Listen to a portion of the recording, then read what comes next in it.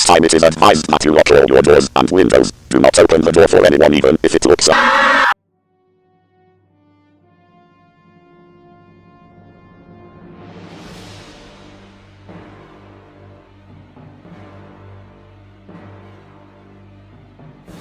Welcome back. What's up, everyone? Welcome back to Freaky Frightful Friday, and today we're going to be reading Black Paradox by Junji Ito, which was recommended to us by Dead Media. And if you guys have any other recommendations, leave it in the comments below. But other than that, let's get into it. Chapter 1, Group Suicide.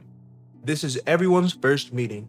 Everyone wearing black clothes tells me I'm in the right place. Let me begin. My handle name is Toburo. How do you do? I'm Pitan. I'm Barachi, Maru-san. Well, now that everyone's here, shall we go to the place? The journey to heaven?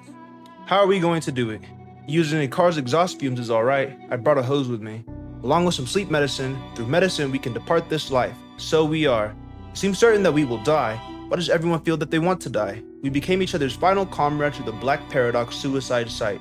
Each of us, respectively, should freely announce our reason for dying. I guess. My reason isn't particularly special. It's pretty ordinary, and I have a kind of vague uneasiness about expressing it. It's uneasiness about times to come.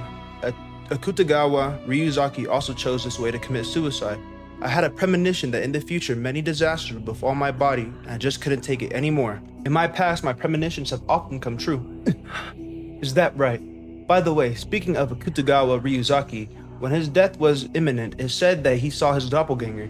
Could it be that what Maruso-san saw was a doppelganger? People have talked about the phenomenon where they see another person that looks exactly like them. No, I don't think that what I saw... Well, I've seen one. I've definitely seen a doppelganger. It was a few months. Often I would see him looking just as I did. This guy who looked exactly like me, from a distance, stared fixated at me, his gaze filled with the intent to kill. One theory that fits perfectly with this is that people who are said to have seen a doppelganger as death approaches them, and that's why I've decided to die. I'll die on my own time before death can come to me. Anyhow, life isn't really that important. One's life is about taking the opportunity to make your own decisions. Mysterious, isn't it? My reason is fairly similar. Pitakun, you also saw a doppelganger. No, I didn't see a doppelganger. There's already one person that's exactly like I am. I'm a robotic engineering major at a certain university. At the time, in our lab, we were to make the world's highest level humanoid. The leader is an authority in the field, Professor Sakuya. It was decided that the robot needed a model, and the majority decided that the model would be me. When it was finished, the extent to which the robot looked like me was just terrifying. Before we announced it to the public, there was a top secret performance inspection. The results were magnificent indeed. It was the ultimate humanoid. That seems a little narcissistic to call yourself the ultimate humanoid. There was an uproar in the center of the lab. As for me, the historic robot model, I stuck my chest out proudly. But for some reason, the robot's existence made me feel held down. Everything about my robotic look-alike existence was superior. To make matters worse, the lab made that robotic me even more like me, making the real me existence completely unnecessary. Very soon that robot will be revealed to the mass media, so that's why before then, I feel that the real me should disappear from this world. I also have some things to say about two people who look alike. I have another meaning. You see, there is already one me who has been given something like a death sentence.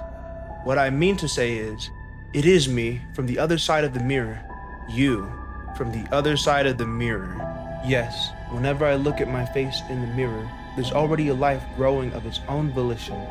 At the time I imagined myself, from inside the mirror, saying to myself, die, die.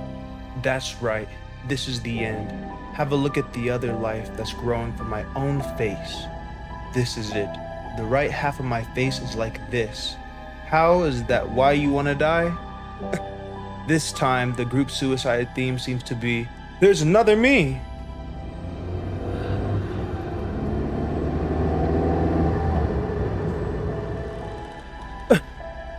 What? Just now. Hey, did you see that? Just now. In that car, there were 3 people who looked exactly like you guys. Uh-huh. What was that?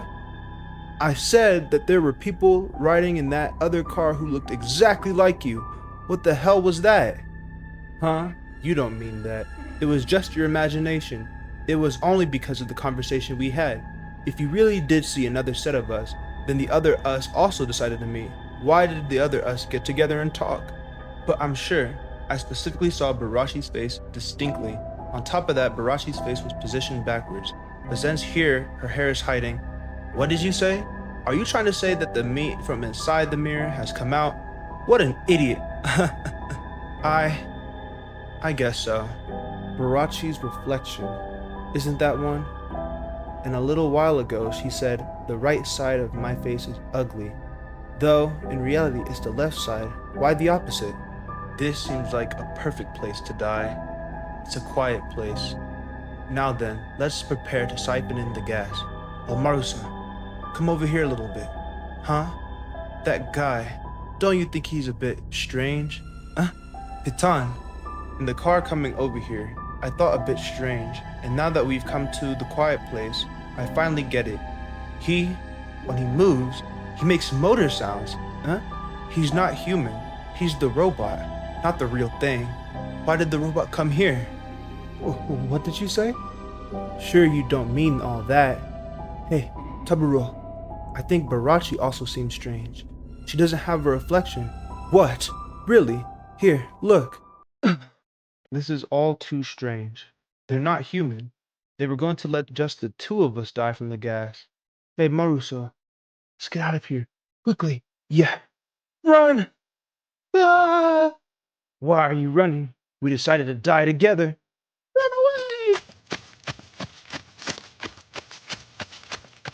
away!